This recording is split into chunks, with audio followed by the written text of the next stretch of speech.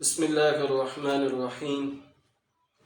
آج انشاءاللہ العزیز سورہ بقرہ کی پہلی اور دوسری آیت کریمہ کا آپ لوگ ترجمہ اور تفسیر سماعت فرمائیں گے۔ اللہ رب العزت نے ارشاد فرمایا، الف لام میم۔ الف لام میم یہ قرآن پاک کی 29 صورتوں کے شروع میں اس طرح کے حروف جو ہیں یہ لکھے ہوئے ہیں، اور انہی حروف کو حروف مقطعات کہتے ہیں۔ ان کے بارے میں سب سے قوی قول یہ ہے کہ یہ حروف اللہ تعالیٰ کے راز ہیں اور متشابہات میں سے ہیں۔ ان کی مراد اللہ تعالیٰ جانتا ہے اور ہم ان کے حق ہونے پر ایمان لاتے ہیں۔ سبحان اللہ۔ حروف مقطعات جو ہیں ان کا علم اللہ تعالیٰ کے علاوہ اور کسی اور کو بھی حاصل ہے یا نہیں ہے، یہ اعتراض ہوتا ہے۔ کیا ہوتا ہے؟ اس طرح کے اعتراضات بھی ہوتے ہیں کہ اللہ تعالیٰ کی ذات کے سوا کسی اور کو حروف مقطعات کا علم ہے کہ نہیں ہے۔ اچھا، یہ بات یاد رکھیں کہ اللہ تعالیٰ نے اپنے حبیب صلی اللہ تعالیٰ علیہ وسلم کو بھی حروف مقطعات کا علم عطا فرمایا ہے، جیسا کہ اعلیٰ حضرت امام احمد رضا خان فاضل بریلوی رحمۃ اللہ تعالیٰ علیہ فرماتے ہیں۔ قاضی بیضاوی رحمۃ اللہ تعالیٰ علیہ انوار التنزیل میں صورتوں کی ابتدائیہ یعنی حروف مقطعات کے بارے میں فرماتے ہیں، ایک قول یہ ہے کہ یہ ایک راز ہیں جسے اللہ تعالیٰ نے اپنے علم کے ساتھ مخصوص فرمایا ہے۔ تقریباً ایسی ہی روایات خلفائے اربعہ اور دیگر صحابہ کرام رضی اللہ تعالیٰ عنہ سے بھی منقول ہے، اور ممکن ہے کہ صحابہ کرام رضی اللہ تعالیٰ عنہ نے یہ مراد لیا ہو کہ یہ حروف اللہ تعالیٰ اور اس کے رسول صلی اللہ تعالیٰ علیہ وسلم کے درمیان راز و نیاز ہیں، اور یہ ایسے امور رموز ہیں جنہیں دوسرے کو سمجھنا مقصود نہیں۔ اگر یہ راز حضور اقدس صلی اللہ تعالیٰ علیہ وسلم کو معلوم نہ ہو تو پھر غیر مفید کلام سے خطاب کرنا لازم ہے گا، اور یہ بعید ہے۔ امام خفاجی رحمۃ اللہ تعالیٰ علیہ فرماتے ہیں، انوار التنزیل کے بعض نسخوں میں استعارۃ اللہ بعلمہ ہی ہے، اور استعارۃ کی ضمیر رسول اللہ صلی اللہ تعالیٰ علیہ وسلم کے لیے ہے اور با مقصود پر داخل ہے، یعنی اللہ تعالیٰ نے حضور اقدس صلی اللہ تعالیٰ علیہ وسلم کو اپنے علم سے معزز و مکرم فرمایا، یعنی مقطعات کا علم صرف اللہ تعالیٰ اور اس کے رسول صلی اللہ تعالیٰ علیہ وسلم کو حاصل ہے۔ اس معنی کو اکثر سلف اور متحققین نے پسند فرمایا ہے۔ علامہ محمود علوسی رحمۃ اللہ تعالیٰ علیہ فرماتے ہیں، غالب گمان یہ ہے کہ حروف مقطعات مخفی علم اور سربستہ راز ہیں جن کے ادراک سے علماء عاجز ہیں، جیسا کہ حضرت عبداللہ ابن عباس رضی اللہ تعالیٰ عنہ نے فرمایا، اور خیالات اس تک پہنچنے سے قاصر ہیں، اور اسی وجہ سے حضرت ابوبکر صدیق رضی اللہ تعالیٰ عنہ نے فرمایا، ہر کتاب کے راز ہوتے ہیں، اور قرآن مجید کے راز صورتوں کی ابتدا میں آنے والے حروف ہیں۔ اور امام شعبی رحمۃ اللہ تعالیٰ علیہ فرماتے ہیں کہ حروف اللہ تعالیٰ کے اسرار ہیں، تو ان کا کھوج نہ لگاؤ، کیونکہ رسول اللہ صلی اللہ تعالیٰ علیہ وسلم کے بعد ان کی معرفت آپ صلی اللہ تعالیٰ علیہ وسلم کے علوم کے وارث اولیاء کرام کو ہے، انہیں اسی بارگاہ سے معرفت حاصل ہوتی ہے، اور کبھی یہ حروف خود انہیں اپنا معنی بتا دیتے ہیں، جیسے نبی کریم صلی اللہ تعالیٰ علیہ وسلم کے ہاتھوں میں کنکریوں نے تسبیح کے ذریعے کلام کیا، اور گواہ اور ہرن حضور اقدس صلی اللہ تعالیٰ علیہ وسلم سے ہم کلام ہوئے، جیسا کہ ہمارے آباء و اجداد یعنی اہل بیت رضی اللہ تعالیٰ عنہ سے یہ بات حروف مقطعات کا علم ہونا صحت سے ثابت ہے۔ بلکہ جب کوئی بندہ قرب نوافل کے درخت کا پھل جتنا ہے تو وہ ان حروف کو اور اس کے علاوہ کے علم کو اللہ تعالیٰ کے علم کے ذریعے جان لیتا ہے۔ اور جہاں تک اس بات کا تعلق ہے کہ بعض علماء نے یہ کہا کہ اگر ان کا کوئی مفہوم نہ ہو تو ان کے ساتھ خطاب محمل خطاب کی طرح ہوگا، یہ بات ہی محمل ہے اگرچہ اسے کہنے والا کوئی بھی ہو، کیونکہ اگر تمام لوگوں کو سمجھانا مقصود ہو تو یہ ہم تسلیم نہیں کرتے، اور اگر صرف ان حروف کے مخاطب کو سمجھنا مقصود ہو اور وہ یہاں رسول اللہ صلی اللہ تعالیٰ علیہ وسلم ہیں، تو اس میں کوئی مومن شک نہیں کر سکتا۔ سبحان اللہ، کہ سرکار دو عالم صلی اللہ تعالیٰ علیہ وسلم ان کا معنی جانتے ہیں۔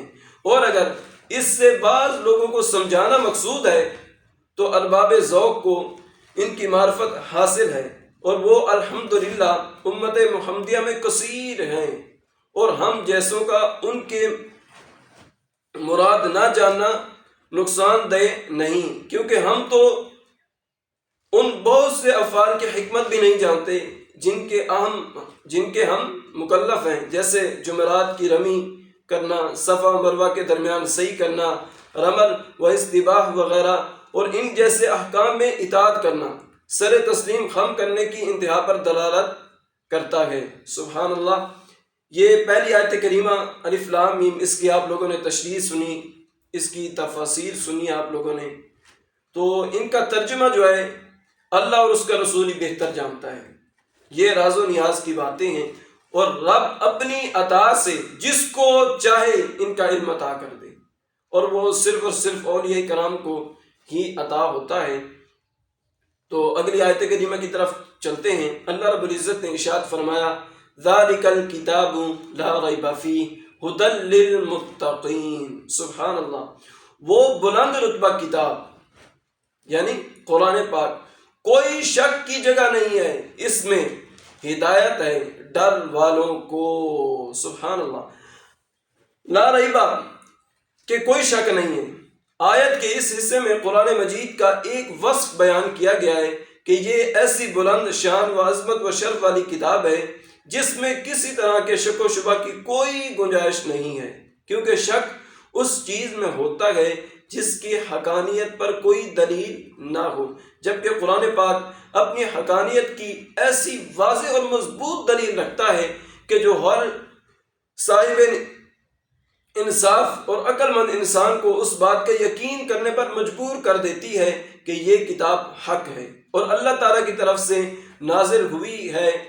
تو جیسے کسی اندھے کے انکار سے سورج کا وجود مشکوک نہیں ہوتا، ایسے ہی کسی بے عقل مخالف شک اور انکار کرنے یا کتاب مشکوک نہیں ہو سکتی۔ یہ کتاب مشکوک نہیں ہو سکتی، یعنی ایک اندھا بندہ ہے، اس نے کبھی سورج دیکھا نہیں، تو وہ کہتا ہے جی سورج ہے نہیں، یعنی وہ شک کرتا ہے۔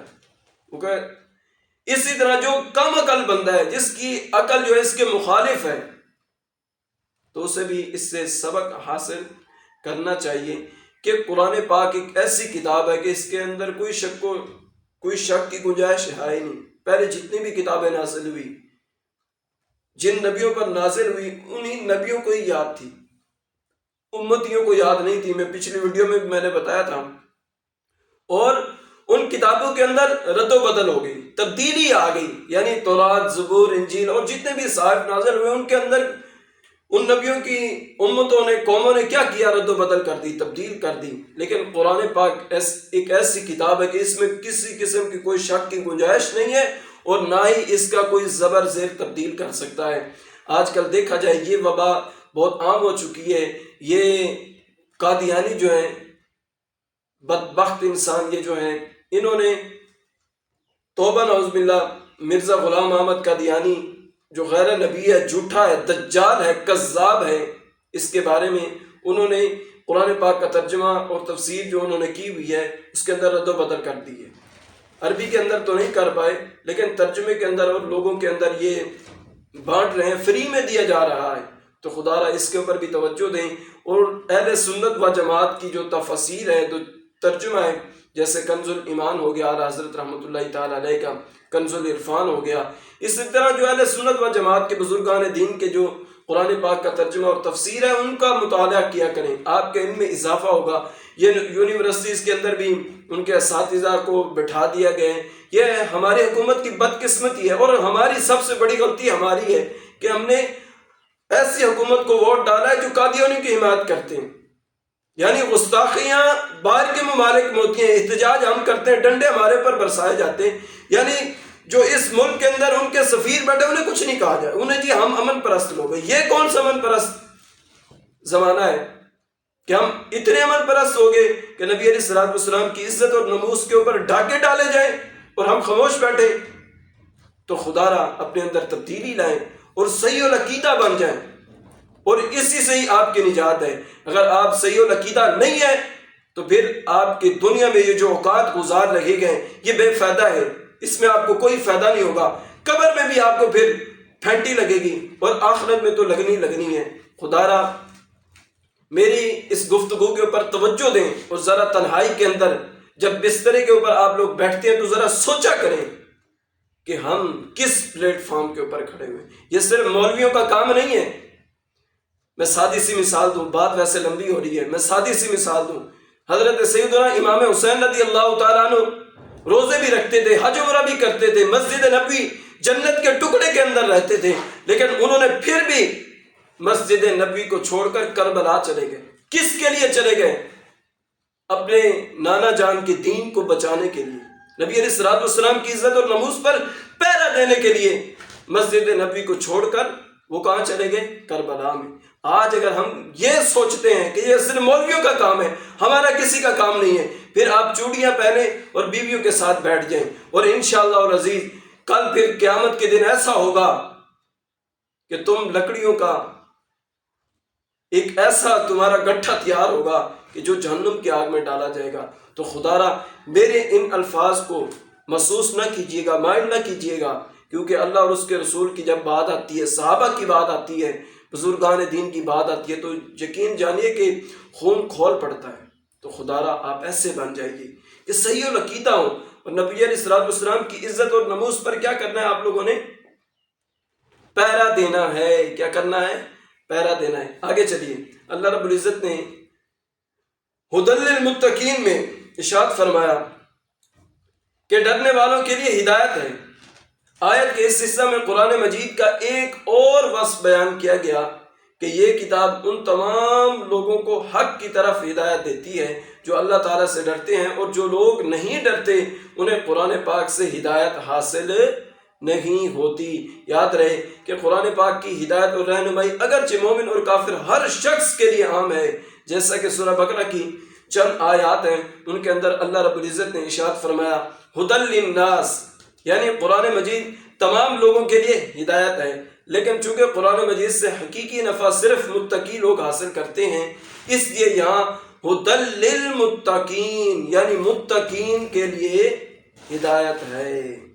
متقین کا لفظ بیان ہوا، تقوی دار جو لوگ ہیں۔ یہ تقوی کا کیا معنی ہے؟ متقین لفظ ہوا یعنی تقوی، متقین لوگ جو ہیں جو تقوی اختیار کرتے ہیں۔ تقوی کا لغوی معنی ہے نفس کو خوف کی چیز سے بچانا، اور شریعت کی اصطلاح میں تقوی کا معنی یہ ہے کہ نفس کو ہر اس کام سے بچانا جسے کرنے یا نہ کرنے سے کوئی شخص عذاب کا مستحق ہو، جیسے کفر و شرک، کبیرہ گناہ، بے حیائی کے کاموں سے اپنے آپ کو بچانا، حرام چیزوں کو چھوڑ دینا اور فرائض کو ادا کرنا وغیرہ۔ اور بزرگان دین نے یوں بھی فرمایا ہے کہ تقوی یہ ہے کہ تیرا خدا تجھے وہاں نہ پائے جہاں سے اس نے تجھے منع فرمایا ہے۔ سبحان اللہ، کتنے پیارے بزرگان دین ہیں۔ بزرگان دین نے کیا فرمایا کہ تیرا خدا تجھے وہاں نہ پائے جس چیز سے تیرے رب نے تجھے منع فرمایا ہے، وہاں تجھے تیرا رب نہ دیکھے۔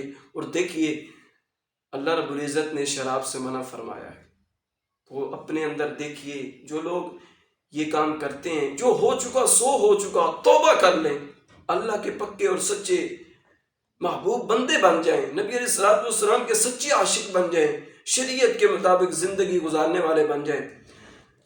تقوی کے چند فضائل میں آپ کے سامنے عرض کرتا ہوں۔ قرآن و حدیث کے اندر تقوی سے حاصل ہونے والے مسائل بہت سارے ہیں، بے شمار ہیں، اور کثرت کے ساتھ بیان کیے گئے ہیں۔ قرآن پاک کی ایک آیت کریمہ ہے، اللہ رب العزت نے ارشاد فرمایا یا ایھا الذین آمنوا اتقوا اللہ حق تقاتہ ولا تموتن الا وانتم مسلمون۔ اے ایمان والو، اللہ سے ڈرو جیسا اسے ڈرنے کا حق ہے، اور ضرور تمہیں موت صرف اسلام کی حالت میں آئے۔ سبحان اللہ، اللہ تعالیٰ سے ڈریے اور ایسی اپنی کیفیت دنیا کے اندر بنائے کہ جب دنیا سے جاؤ تو ایمان کی حالت میں جاؤ، وارے نہیں آ رہے ہو جائیں۔ اگلی آیت کریمہ میں اللہ رب العزت نے ارشاد فرمایا یا ایھا الذین آمنوا اتقوا اللہ وقولوا قولا سدیدا یصلح لکم اعمالکم ویغفر لکم ذنوبکم ومن یطع اللہ ورسولہ فقد فاز فوزا عظیما۔ اللہ اکبر، اللہ اکبر۔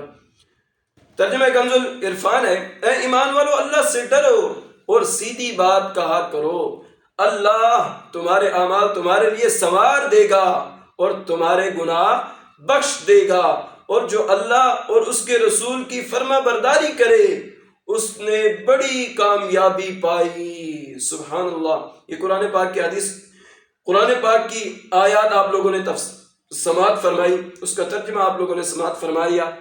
آئیے اب حدیث پاک کی طرف چلتے ہیں۔ حضرت عطیہ سعدی رضی اللہ تعالیٰ سے روایت ہے کہ رسول اکرم نور مجسم صلی اللہ تعالیٰ علیہ وسلم نے ارشاد فرمایا کوئی بندہ اس وقت تک متقین میں شمار نہیں ہوگا جب تک کہ وہ نقصان نہ دینے والی چیزوں کو کسی دوسرے نقصان والی چیز کے ڈر سے نہ چھوڑ دے۔ سبحان اللہ، یعنی کسی جائز چیز کے ارتکاب سے ممنوع چیز تک نہ پہنچ جائے۔ سبحان اللہ۔ یہ ترمذی شریف کی حدیث مبارکہ ہے۔ اگلی حدیث مبارکہ سماعت فرمائے۔ حضرت ابو سعید رضی اللہ تعالیٰ سے روایت ہے، نبی اکرم صلی اللہ تعالیٰ علیہ وسلم نے ارشاد فرمایا تمہارا رب عز و جل ایک ہے، تمہارا باپ ایک ہے، اور کسی عربی کو اجمی پر فضیلت نہیں، نہ اجمی کو عربی پر فضیلت ہے، نہ گورے کو کالے پر فضیلت ہے، نہ کالے کو گورے پر فضیلت ہے، مگر صرف اور صرف تقوی سے، یعنی تقوی جس کا جتنا زیادہ ہوگا اس کا مقام و مرتبہ اتنا زیادہ ہوگا۔ سبحان اللہ۔ تو خدا را کوشش کریں جتنا ہو سکے تقوی کیا کریں، تقوی کے اوپر عمل کرنے والے بن جائیں، اور اپنی زندگی کے اندر تقوی کو شامل کر لیں۔ کوئی بھی کام کریں تو تقوی کو دیکھا کریں کہ تقوی ہمیں کیا حکم دیتا ہے۔ سبحان اللہ۔ اگلی حدیث مبارکہ سماعت فرمائے۔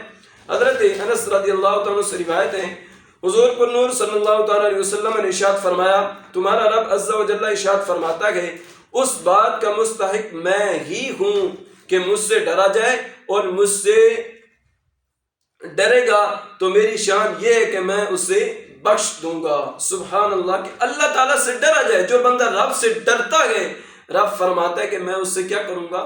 بخش دوں گا۔ سبحان اللہ۔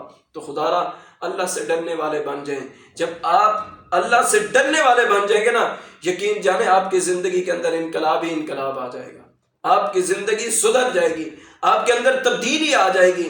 پھر آپ کسی مسلمان کی دل آزاری نہیں کریں گے، دل شکنی نہیں کریں گے، کسی مسلمان کو تکلیف نہیں دیں گے، اس کا مال ناحق نہیں کھائیں گے، کسی یتیم و مسکین کے اوپر ظلم نہیں کریں گے، پھر آپ اچھے انسان بن جائیں گے۔ تو خدا را اپنے اندر تقوی کو بھی شامل کریں اپنی زندگی کے اندر، اور تقوی کے ساتھ زندگی گزارا کریں۔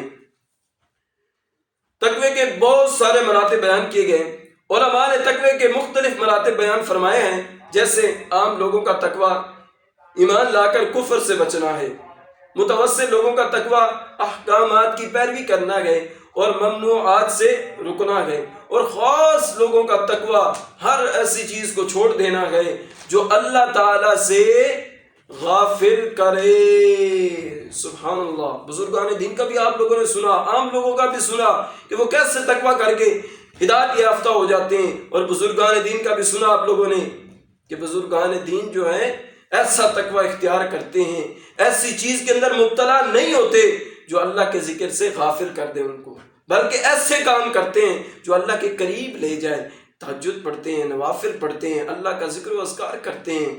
پھر رب فرماتا ہے کہ وہ ہوتے تو دنیا میں ہیں، انہیں کوئی خوف اور کوئی غم نہیں ہوتا۔ اللہ۔ پچھلی بزرگان دین کی شان میں نے ایک ویڈیو بنائی تھی، اس کے اندر بھی میں نے ذکر کیا تھا کہ رب ان کے ہاتھ بن جاتا ہے، زبان بن جاتا ہے، کان بن جاتا ہے، جب وہ چلتے ہیں تو پاؤں بن جاتا ہے۔ سبحان اللہ۔ وہ ویڈیو دیکھ لیں۔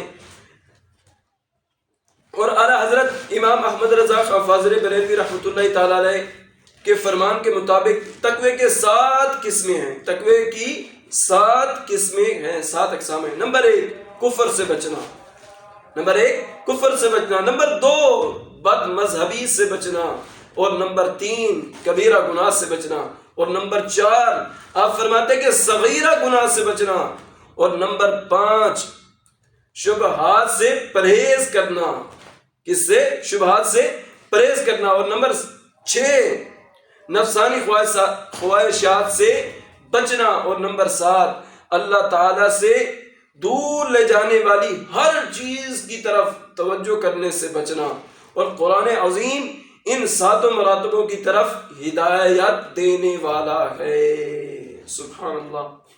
آج انشاءاللہ العزیز سورہ بقرہ کی 2 آیتیں کریمہ، ایک الف لام میم، اس کے بعد ذالک الکتاب لا ریب فیہ ھدی للمتقین، اس کا ترجمہ آپ لوگوں نے سماعت فرمایا، اور تقوی کے بھی چند مسائل جو ہیں آپ لوگوں نے سماعت فرمائے. اللہ رب العزت کی بارگاہ میں دعا ہے کہ مولا کریم میرا پڑھنا، آپ کا سننا، دیکھنا اپنی بارگاہ میں شرف قبولیت عطا فرمائے، اور ہمیں ہدایت یا